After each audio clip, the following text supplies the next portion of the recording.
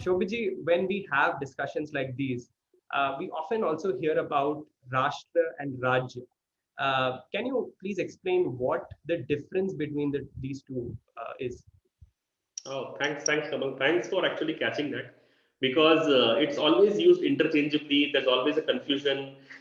Then, of course, the concept of Hindu Rashtra comes in, right? And we have chosen Rashtra as the name of the institution that we are running, so it's called Ashram. So, yes, that is true that Raji and Rashtra are used interchangeably. There's often a confusion, but there's the distinction is fairly obvious and it is clear. So Rajya, I think the closest equivalent you could call is the state, and Rashtra is the nation. So Rajya is very political, while Rashtra is geocultural, right? So this is the broad change. I mean the difference between the two.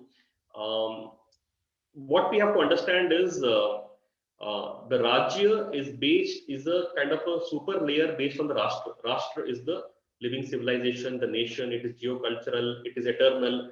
Rajya will keep changing. It's a political entity, right? But what is more important for us to understand is the Rajya has to be in consonance with the Rashtra, right? And that is where I think the problem today arises from. If we understand this distinction, right? So what we will realize is the Rashtra and the Rajya today are in conflict. The Rashtra in our civilization was always designed, as I said earlier, for the highest upliftment of the individuals, for the abhyudaya of society. All the systems, institutions were all designed in such a way, the practices, the rituals, the knowledge system is all based on elevating yourself. And the Rajya today, we have adopted something external and have imposed it on the Rashtra. So, in many ways, the Rajya is suffocating the Rashtra, right? So, that is where you find this constant conflict today, right? Take up any issue, right? You take up and you bring a concept like secularism and impose it on a dharmic society like Bharat, right? And it's not going to work. There's always going to be a conflict, right? So, what is secular? What is not secular, right? Should I do a Bhumi Pujan of the new parliament building or should I not do it? Is it so? We have brought in minority, the concept of minorities. We have brought in so many different things, and we have tried to impose it on this nation that this is not relevant, right?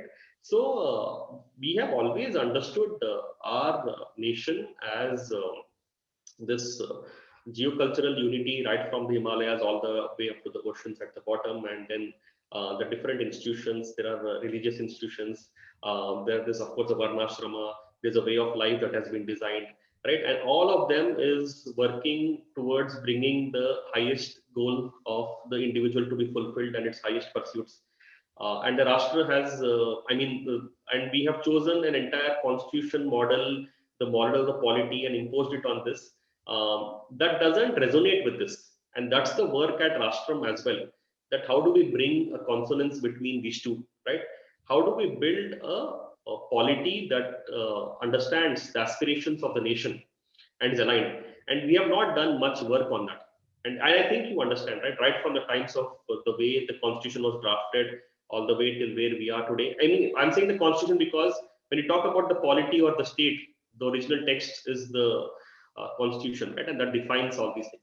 So, and you will find more and more of these conflicts coming out.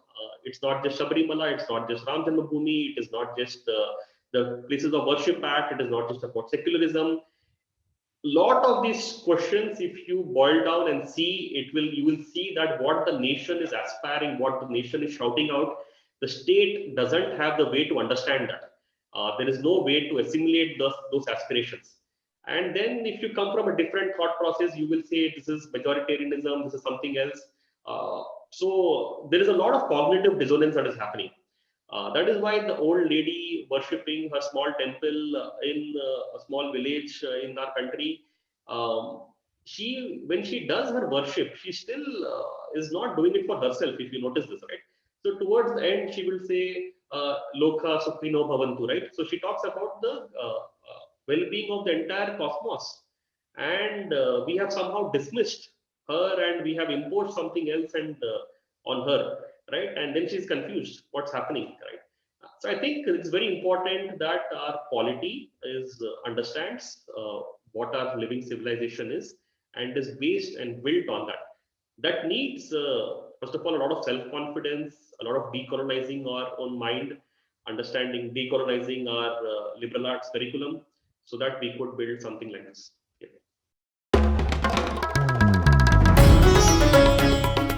Namaste. We hope you enjoyed this Chitti Media content. Please remember to subscribe to us and switch on the notifications for this channel. For our other social media links, more content, and to support our work, please visit citti.net. Dhanyavad. Namaskar.